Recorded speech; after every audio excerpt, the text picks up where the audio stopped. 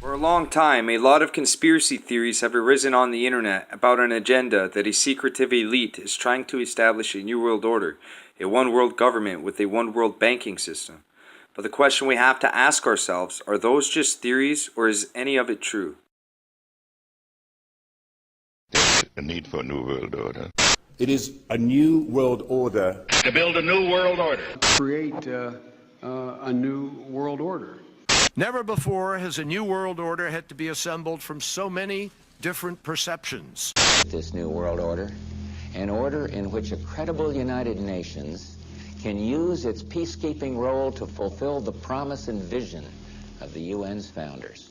Researchers of the New World Order say the United Nations was established by financial elitists and other powerful elite after World War II as a milestone to achieve a one world government and a one world banking system. Today we can see a campaign known as the United Nations Parliamentary Assembly within the United Nations, which wants to establish a world parliament for global governance.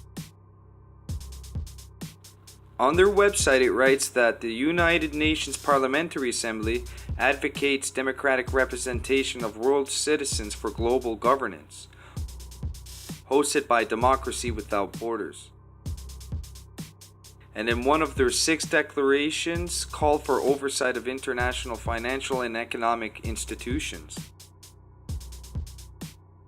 New World Order researchers would say that the United Nations Parliamentary Assembly seems to fit the New World Order narrative pretty well, and their agenda is to mobilize government support for the establishment of a world parliament.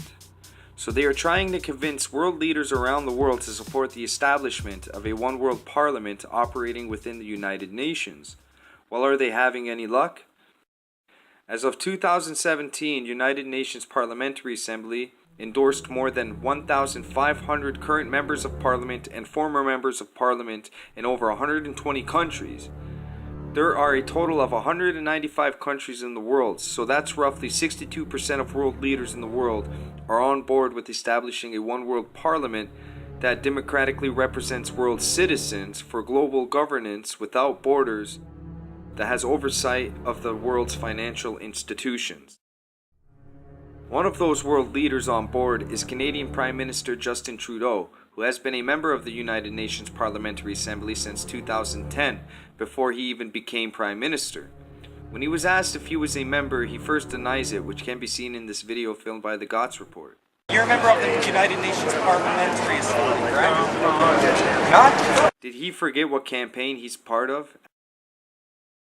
After a few seconds in the video, he corrects himself and says he's part of it and he's proud of being a member. Actually, you know what? I just thought about it. I am a member of that. How do I do that? Yeah, and I'm proud to be a member of that association.